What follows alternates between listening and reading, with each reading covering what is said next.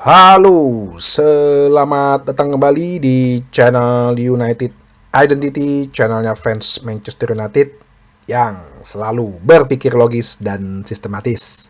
Terima kasih buat udah 2.200 ya subscriber.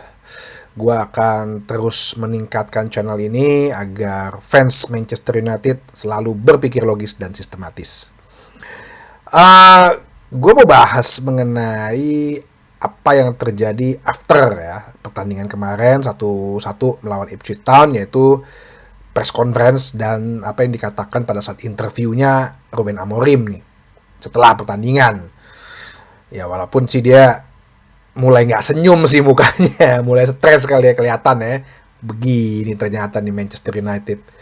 Sampai itu pas dia interview habis pertandingan itu yang sama Jamie Redknapp dan Roy Keane sama satu perempuan dari Sky Sport tuh, tiba-tiba datang Ed Sheeran lagi. Ya elah, dia kesel banget mukanya, apa dia bilang enggak gue nggak mau. Lagian nggak tahu ya apa itu gimmick gitu ya dari Sky Sport ya, cuman kan ya secara etis aja. Dia Ed Sheeran memang fans Ipswich sama ada sahamnya, cuman ngapain sih dia datang di situ? Ya kan lo seharusnya bisa cegah gitu. Tunggu bentar ya, ini lagi interview serius nih, orang lagi kesel, orang lagi stres, timnya mainnya nggak bagus, tiba-tiba datang Ed Sheeran kayak nggak nganggep aja. Akhirnya si Ed Sheeran minta maaf di Instagramnya gitu ya. Biasalah PR daripada dia dibully terus kan. Ada yang bilang lagi Ed Sheeran kan lebih besar daripada Manchester. Ya elah, gue juga senang lagunya Ed Sheeran, cuman sih nggak ada yang bisa mengalahkan sepak bola lah ya. Dia sih kesel gitu ngeliatnya ya. Sampai gue ngeliat bahwa wah, apa sih yang mau dia omongin gitu di interview, dan ini gue coba bahas. Ada sih ya 5 hal lah yang dia katakan secara garis besar, key pointnya ya, kuncinya yang gue bilang, hal-hal topik-topik yang menjadi kunci apa yang dia bicarakan pada saat interview setelah pertandingan dan press conference setelah pertandingan. Setelah dia nggak senyum-senyum nih, udah nggak senyum, bener-bener nggak senyum-senyum loh. Atau awal kan dia masih senyum gitu kan, senyum dulu. Oh, ini orang ramah nih. Udah nggak senyum-senyum lagi deh. Pertama dia bilang gini, bahwa kita harus suffer, ya, kita harus mengambil risiko untuk menderita dulu. Ini secara garis besar, secara tersirat gitu ya, dia mengatakan ya gue tidak akan merubah gaya permainan gue, bener-bener cara gue 3-4-3 pragmatis ya. Dia bilang mungkin kita bisa menang, mungkin kita bisa kalah, tapi yang pasti gue harus menanamkan dulu nih semua nih apa yang menjadi pola gue gitu. Ya menurut gue ini oke, setuju banget. Ini kan udah gue sampaikan dari pada saat dia masuk baru datang ke MU kan. Jadi bukan masalah menang atau kalahnya, ya inilah mungkin kesalahan Ten Hag ya. Ten Hag itu kan akhirnya bertoleransi gitu loh. Dia diminta untuk memainkan sepak bola Ajax, tapi dia karena ngelihat kapasitas dan kualitas pemain-pemainnya, akhirnya dia mengalah untuk ya udah gue sesuaiin deh. Cuman Ruben Amorim sini ngomong, ya kalau kita pengen menang doang, ya udah bisa menang. Kita lupakan cara-cara itu, pakai cara yang gampang menang lah. Tapi setelah itu tahun depan ya gimana? Begitu lagi. Lo akan jalan di tempat, dia bilang. Nah ini kan yang persis terjadi pada Ten Hag gitu loh. Dia nggak mau mendampilkan permainan Ajax-nya, ya mungkin dengan alasan gak ada Frenkie de Jong lah segala macem. Tapi akhirnya ya menang, dapat piala. Tapi setelah itu jalan di tempat kan kita.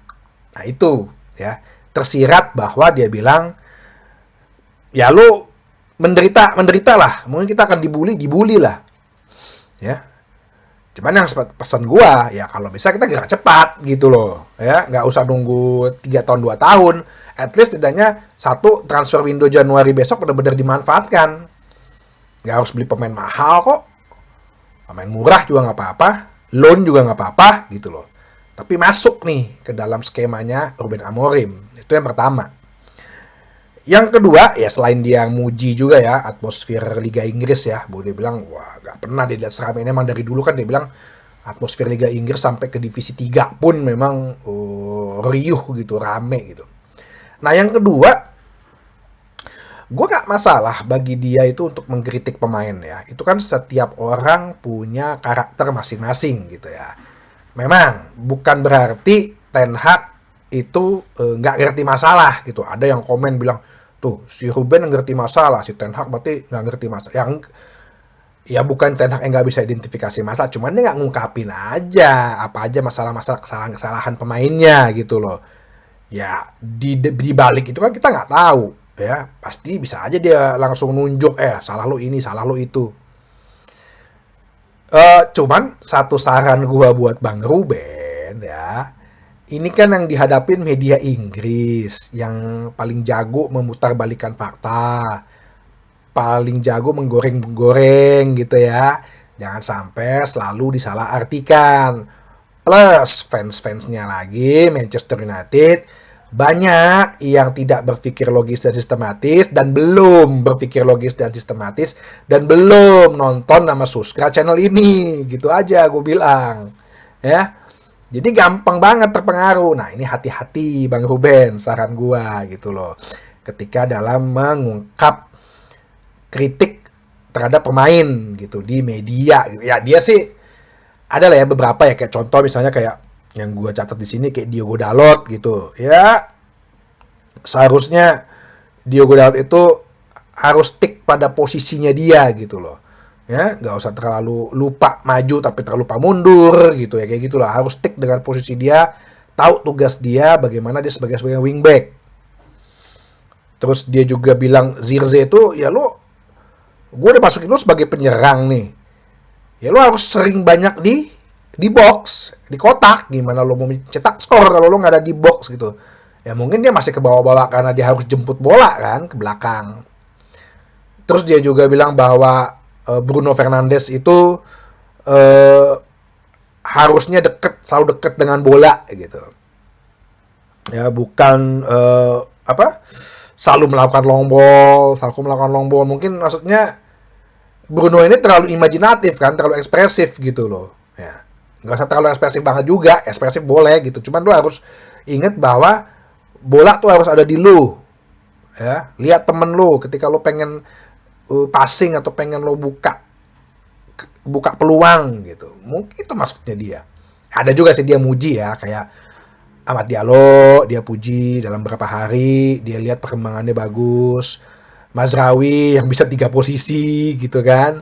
Terus dia juga puji Andre Onana yang menurut dia penampilannya bagus. Kalau nggak kita udah kebobolan banyak. Nah itu ya menurut gue sih itu bagus ya. Terus yang ketiga dia bilang ya Manchester United ini emang nggak punya struktur. Nah ini emang kenyataan, emang fakta gitu, bahwa ya emang kita selama permainan ini kan nggak ada struktur. Ketika mau dimainin struktur sama Ten Hag pada bingung. Ini kan yang terjadi. Nah ini yang mau si Ruben Amorim udah wanti-wanti nih, dia udah kasih warning nih bahwa ya gue harus MU terus main dengan struktur. Ya kalau enggak ya kan begini-gini aja jalan di tempat, dia bilang. Nah terus ada satu hal yang dia bilang itu bahwa ini sampai dikutip oleh Fabrizio Romano, ya biasa lah di Fabrizio Romano nih. Kayaknya dia emang setiap tweet MU aja, setiap kata-katanya Amorim tuh dikutip sama dia. Manchester United pemain ini terlalu banyak berpikir, thinking too much. Ya dia bilang sih mungkin karena baru ya, proses perubahan yang baru gitu. Jadi terlalu lama berpikir, ya itu kan benar. Gue bilang kadang-kadang dikasih passing bingung, di umpan ke bola, umpan passing temennya kayak kaget gitu. Nah ini yang dia bilang bahwa terlalu banyak berpikir, terlalu lama sehingga aliran bolanya nggak lancar. Ya seharusnya kalau lo udah pegang bola, ya lo bawa bola ke depan. Kenapa lo back pass lagi? Itu yang Amorim bilang. Sampai dia bilang bahwa Ya Manchester United ini decision making playernya ini decision makingnya ini nggak bagus. Ya, ini menjadi perhatian gue ya katanya bahwa ini decision making yang harus diubah. Ya sebenarnya sih dia bilang lu udah jadi top player, nggak perlu dilatih lagi mengenai decision making gitu loh. Ya. Bahwa ini gue udah ngasih sesuatu hal yang dia bilang we are doing things not in the right moment gitu. Ya kita udah melakukan istilahnya kalau secara artinya ya maknanya gue bilang ya gue udah kasih nih segala macem tekniknya, strateginya, ya gameplaynya. Tapi lu sendiri decision makingnya kacau, ya susah dong. Ya. Ini gue sampai coba googling ya makna decision making dalam sepak bola tuh apa sih?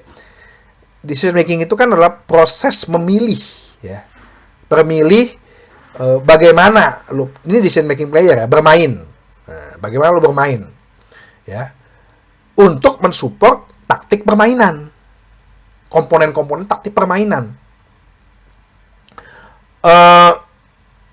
Jadi kalau menurut God Football gitu ya, gue coba googling, player decision making itu apa?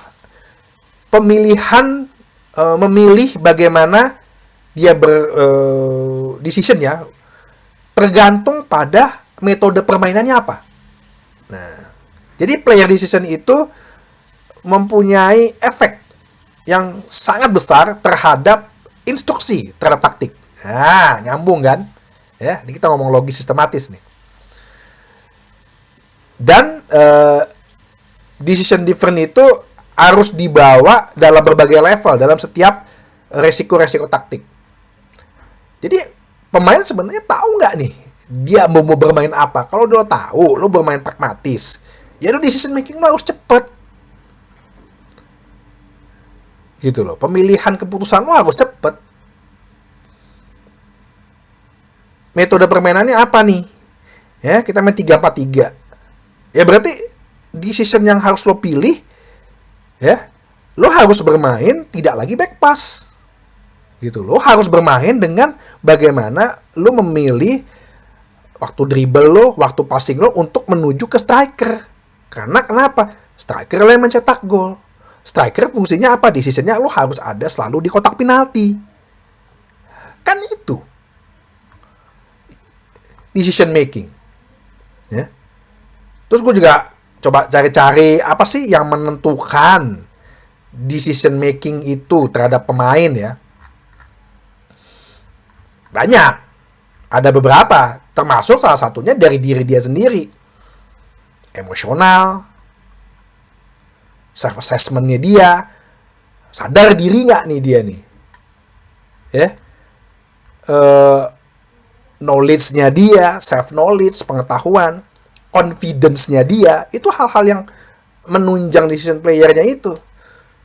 Nah ini yang orang pikir mungkin secara kata kasar, ya ini kan kualitas bukan hanya teknik, pikiran juga mungkin kualitasnya kita udah nggak di Manchester United pemain-pemain ini. Gue kemarin itu ya nonton pas malam minggu kan nggak ada pertandingan MU ya, nonton game 2 tuh gue nonton tuh Bournemouth lawan Brighton sama Aston Villa lawan Crystal Palace. Itu Bournemouth lawan Brighton bagus mainnya, ya 2-1 kalah Bournemouth ya. Cuman permainannya itu gol keduanya Mitoma kalau lo lihat ya, itu siapa ya ngumpan tuh, Joe Pedro atau siapa gitu. Itu bener-bener tuh bukti nyata satu decision making yang bagus gitu. Si Joe Pedro itu ngumpan, gue aja nggak tahu dia mau ngumpan kemana, tiba-tiba udah Mitoma di situ. Terus decisionnya Mitoma itu nggak nembak langsung lurus kayak Rashford, enggak. Dia placing gitu loh ke tiang jauh, karena tiang sedikit masuk. Dalam waktu tuh mungkin 2 detik atau 3 detik dia untuk nggak sampai lah 2,5 detik kali, 1,5 detik sampai 2 detik lah dia harus berpikir bola itu mau gimana, mau dia tahan kah, mau dia langsung tembak gimana, tembak lurus jauh kah ala Rashford, enggak, dia placing gitu karena sudutnya udah dapat dari kipernya udah agak maju dan dia sangat di pinggir banget sudutnya, dia placing, dia puter bolanya mendatar pelan, nggak perlu kenceng. Nah itu loh decision making. Ternyata dia Amorim udah mendeteksi ini masalah ini, decision making. Bisa jadi selama ini pelatih-pelatih kita dari akademi pun juga bingung gitu loh. Mungkin nggak pernah diajarin mengenai decision making. Dan seharusnya pemain yang udah level pro seperti ini, decision makingnya itu udah the best. Nah, PR-nya banyak nih Bang Ruben nih ya. Semoga sih bisa semua dilakukan ya. Jadi seperti dibilang, kita akan tetap dengan cara ini mengambil resiko untuk berkorban, suffer. Kita pasti akan suffer ya. Udah lah, nggak usah lupain lah gelar juara segala macam, gelar juara Liga Inggris ya. Kalau turnamen kan masih open lah segala macam. Lupakan lah, cuma kita pasti akan suffer. Oke? Teruslah melatih decision making Anda, jangan kayak pemain Manchester United, dan terus menonton United Identity, channelnya fans Manchester United yang selalu berpikir logis dan sistematis. Terima kasih.